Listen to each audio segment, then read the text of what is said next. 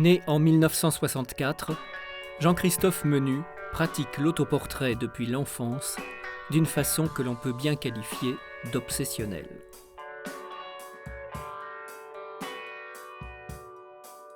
Sa principale œuvre autobiographique s'intitule « Livret de famille ».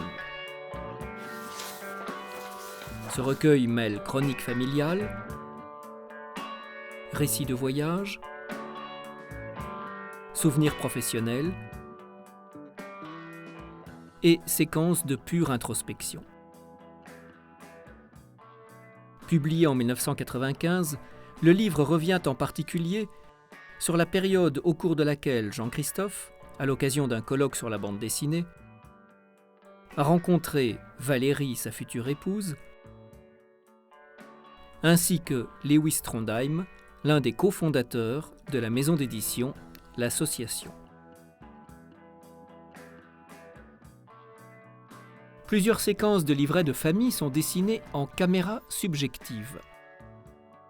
Menu n'y apparaît pas, ou alors dans l'ombre, ou sous la forme d'un reflet dans la vitrine d'une boutique. Tout ce qui est représenté est vu à travers ses yeux. Il est le narrateur de sa propre histoire, mais s'absente comme personnage. Lieux et décors sont souvent représentés avec précision, exactitude. On aperçoit ici le Centre culturel international de Cerisy-la-Salle, ce château du XVIIe situé en Normandie, où Menu était venu assister au colloque sur la bande dessinée en 1987. Cette recherche d'exactitude dans les décors contraste avec la dimension nettement plus caricaturale du personnage qui représente Menu. Une tignasse blonde, un nez pointu, une dégaine de grand-duduche montée sur ressort, et surtout de sempiternels pulls à rayures horizontales, Jean-Christophe Menu a su se créer une silhouette identifiable entre toutes.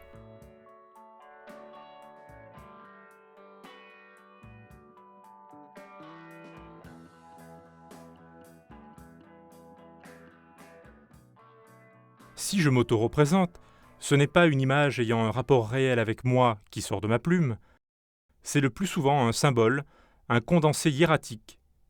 C'est une espèce de synthèse des différents âges que j'ai eus.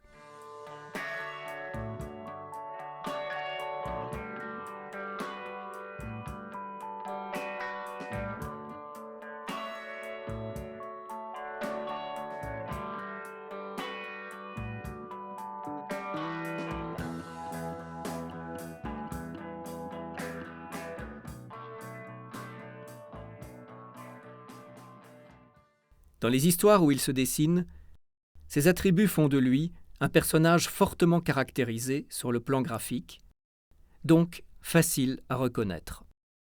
Ce qui survient est l'auto-archétype, qui permet d'avancer le récit sans se poser la question de la représentation. Au sein du même ouvrage, pourtant, l'auteur interroge quelquefois son propre visage avec une toute autre acuité. Ces images plus descriptives font clairement ressortir ce qu'il nomme lui-même sa nature mélancolique.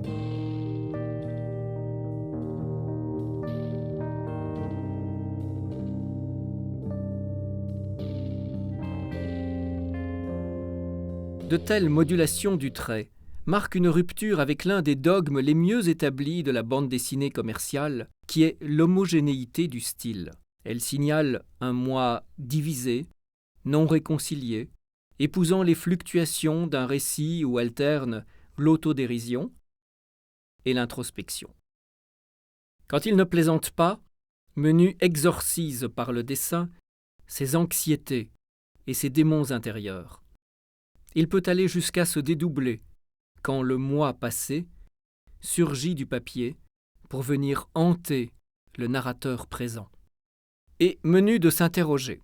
C'est le trait et le style qui sont en mesure de donner de la consistance à ce moi de papier et non la ressemblance. J'incarne très peu mon corps. Mais en contrepartie, mon trait est incarné. Mon trait est-il mon véritable corps ? Même dans ce livre à caractère autobiographique, supposé rendre compte de la réalité, Menu ne dédaigne pas d'introduire des motifs imaginaires.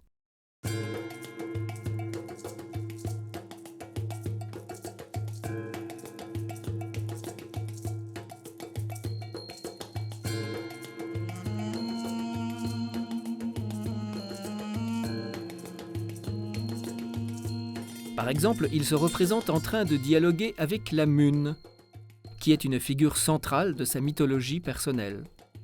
Cette lune bavarde est à la fois une muse et une instance tutélaire, tour à tour sévère ou ironique. Mune, M-U-N-E, est un anagramme de Menu.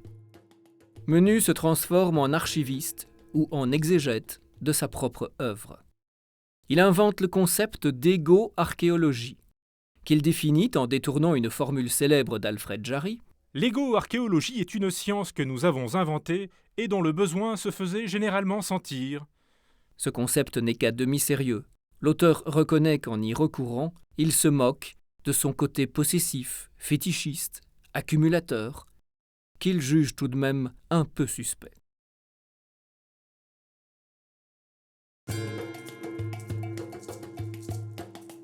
En couverture du livre qui lui a été consacré sous le titre « Munographie », Menu se représente tel qu'un archéologue pourrait un jour le découvrir.